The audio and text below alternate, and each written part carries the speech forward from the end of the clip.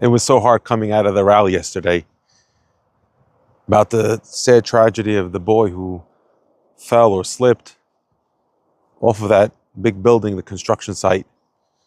It was so sad that that's how the rally ended. They wanted to dance at the end of it. And I remember at the rally itself, I was like focusing on saying the beracha of 600,000 people in one place. So I'm looking at the crowds. I'm trying to get up on top of the bridge, and I'm trying to see from the bridge, and I'm trying to look at the 600,000 people. If I could see that, in the end, it wasn't 600,000 people. If we're maybe 300,000, maybe 400,000 people. And I wanted to say the beracha Hacham Razim that you're supposed to say when you see 600,000 people in the entrance of Jerusalem, which can happen very rarely. For thousands of years, people couldn't make that beracha. And in the end, everybody went home with a tragedy that we heard about, that some 15 or 20-year-old boy, I'm not sure the age, that a boy who slipped or fell. And then the reports are saying that maybe this boy also was having some social issues, not feeling accepted by his peers. And it hit me something, a message that I want to focus on, and that is that sometimes we're focused on the numbers, we're focused on the crowds, we're focused on ourselves and what's important to us. Sometimes we wake up in the morning and we say, okay, what do I got to do today? And many times we don't have that many important or great things to look forward to. But if we have a different question, when we go to sleep, question we get up, not what we're going to do tomorrow, we're going to do this morning, but instead, whose life can I make an impact on? Who can I help that person feel that he's not alone? Because the whole event, hundreds of thousands of people, is going to end when just one person is forgotten.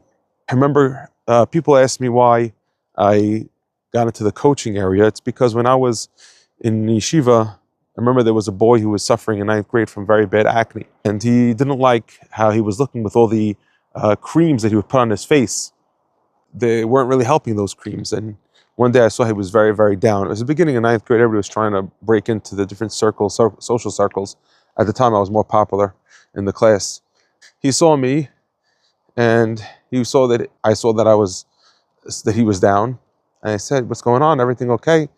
And he said, "You know what's wrong?" I said, "What's wrong?" He says, "You know what's wrong?" I said, "What is it?" He said, "It's my face." And I said to the guy, "Listen, you think that people look at you on the outside? They look at you how you feel on the inside. Nobody really focuses too much on the outside unless you focus on the outside." He said, "Oh, okay." 4 years later, even though I was becoming less popular over time because I fell into some type of issue in the yeshiva with the socially, and when I was leaving, nobody wanted to really speak about me in the Sudat Preda. When boys leave yeshiva, they usually say some nice things about the guy. But I mean, nobody wanted to say anything nice. But this guy gets up and says, "I want to say something to the boys." Then he was already much more popular. Funny guy, laughs at everything. And he said, Yosef was a guy who, when anybody was down, he was there for the person. And I know that, he said, that time in 9th grade, I was going to hurt myself. And only Yosef noticed, and he cared. And I owe him Hakarat Hatov for that.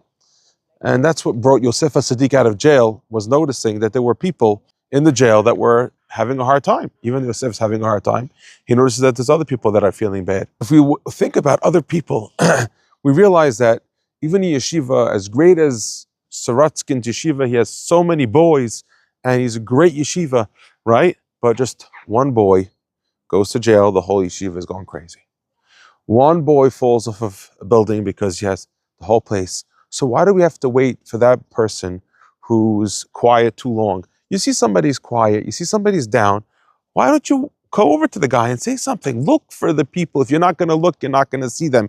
If you're not going to look, if you're self-absorbed, you're not going to see what other people are going through.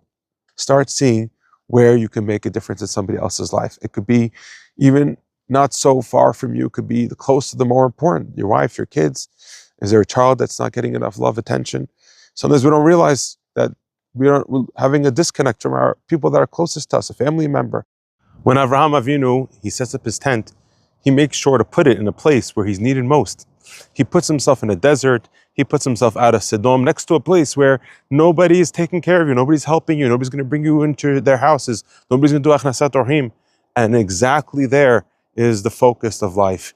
We have to be like Avraham Avinu to learn from this ahavat chesed, to love chesed. Let's make sure that nobody feels alone. Let's make sure that nobody feels that their life is not that much valuable to them.